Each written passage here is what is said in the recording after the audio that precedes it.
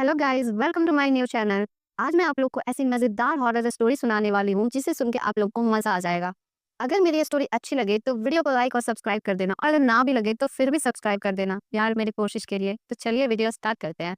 हम में से ऐसे कई सारे लोग हैं जिन्हें शिमला जाना और वहाँ के पहाड़ों पर घूमना बहुत ही ज्यादा पसंद है, लेकिन शिमला के पहाड़ों के कुछ ऐसी कई सारे किस्से हैं जो हम में से कई लोगों को नहीं पता। उनमें से एक स्टोरी आज मैं आपको सुनाने वाली हूँ। ये कहानी है उन चार दोस्तों की जिनके साथ कुछ ऐसी घटनाएं घटी कि जिससे उनका पूरा जीवन ही बदल गया। आइए जानते हैं उनके साथ ऐसा क्या हुआ था। मुंबई शहर की रहने वाली प्रिया शर्मा अपने दोस्तों के साथ रवि, साहिल और विजय के साथ शिमला जाने का प्लान बनाया। वो सब शिमला जाने के लिए बस में बैठ गए। कुछ ही देर में प्रिया सो गई। अचानक प्रिया की नींद खुल गई तो उसने देखा कि बस में कोई नहीं था। बस का ड्राइवर भी नहीं था, बस अपने आप ही चल रही थी। उनके सारे दोस्त भी बस में नहीं थे। यह सब देखकर डर के मारे प्रिया जोर जोर से चिल्लाने लगी। अचानक उसे लगा कि कोई उसके पीछे खड़ा है। जब उसने पीछे मुड़कर देखा तो वहाँ कोई नहीं था। यह सब देखकर डर के मारी प्रिया जोर जोर से चिल्लाने लगी। अचानक उसे लगा कि उसके पीछे कोई खड़ा है। जब उसने पीछे मुड़कर देखा तो उसके पीछे एक स्त्री बैठी हुई थी। उस स्त्री का चेहरा जला हुआ था। ऐसा लग रहा था कि किसी ने उसके चेहरे पर एसिड फेंका हो। ऐसा भयंकर चेहरा देखकर प्रिया ने चिल्लाना शुरू कर दिया, बचाओ बचाओ बचाओ। और अचानक प्रिया की नींद उड़ गई। वो एकदम डरी हुई और पसीने से पूरी भीगी हुई थी।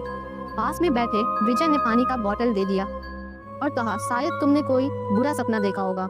थोड़ी ही देर में सब शिमला पहुंच गए और एक होटल पर रात बिताने के लिए गए। दूसरे दिन वो सब साथ में मिलकर होटल के पास वाले पहाड़ पे घूमने जाने का नक्की किया। करीबन आधा घंटे में वो सब पहाड़ की सबसे ऊंची शिखर पर पहुंच गए। वहीं से नीचे देखने पर घने पेड़ पौधे काफी सुंदर दिख रहे थे। अचानक साहिल चौंक गया और बोला, नीचे देखो, कोई खड़ा है, लगता है कोई स्त्री है। विजय और रवि भी देखने लगे, लेकिन उन्हें कोई दिख नहीं रहा था और बोले, तू पागल हो गया है क्या? इस घने जंगल में कोई स्त्री कैसे आ सकती है? तुम्हें शायद कोई भ्रम हुआ होगा।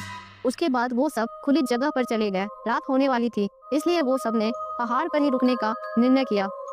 इसलिए उन सब ने वहाँ पर ही तंबू लगाया और खाने पीने की सामान बाहर निकाला। प्रिया की बैग तंबू के बाहर थी, इसलिए वह लेने के लिए बाहर गई तो वहाँ पर उससे किसी की आवाज सुनाई दी। प्रिया उस आवाज की ओर अपने नजर घुमाती है तो उन्हें सामने में कोई 3 आदमी आते हुए दिख रहे थे। उनके हाथ में हथियार देखकर प्रिया डर जाती है और दौड़ के तंबू के अंदर आ जाती है। उसने अपने दोस्तों से यह बात की, लेकिन उसके बातों पर विश्वास नहीं कर रहे थे। प्रिया चिल्लाकर बोली, आप सब पागल हो गए हो क्या? कोई भी मेरे बातों पर विश्वास क्यों नहीं कर रहा? चलिए मेरे साथ बाहर, मैं आपको बताती हूँ। वो सब बाहर आके टॉर्च से नीचे देखने लगते हैं। उतने में ही उन सबको भी लगता है कोई 3 लोग उनकी ओर बढ़ रहे हैं। यह सब देखकर वो सभी डर जाते हैं और तुरंत ही अपना सामान समेटने लगते हैं और बड़े से पत्थर के पीछे जाके छुप जाते हैं। थोड़ी ही देर में वो सब ऊपर आ जाते हैं। प्रिया देख रही है कि उनके हाथ, पैर और सिर आम आदमी जैसे बिल्कुल नहीं थे।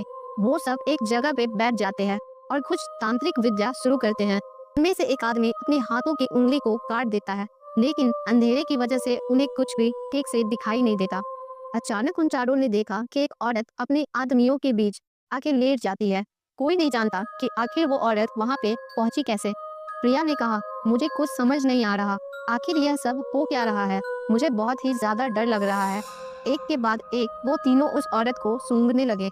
वहीं पे अचानक उस औरत ने अपनी उंगली उठाई और हमारी तरफ इशारा करने लगी। हम सब डर गए। वो तीनों उस औरत को छोड़कर हमारी ओर बढ़ने लगे। हम सब पहाड़ी से नीचे होटल की ओर दौड़ने लगे। हमारी आवाज सुनकर वो तीनों हमारी ही ओर दौड़ने लगे। प्रिया और साहिल सबसे आगे थे और विजय और रवि उनके पीछे दौड़ रहे थे।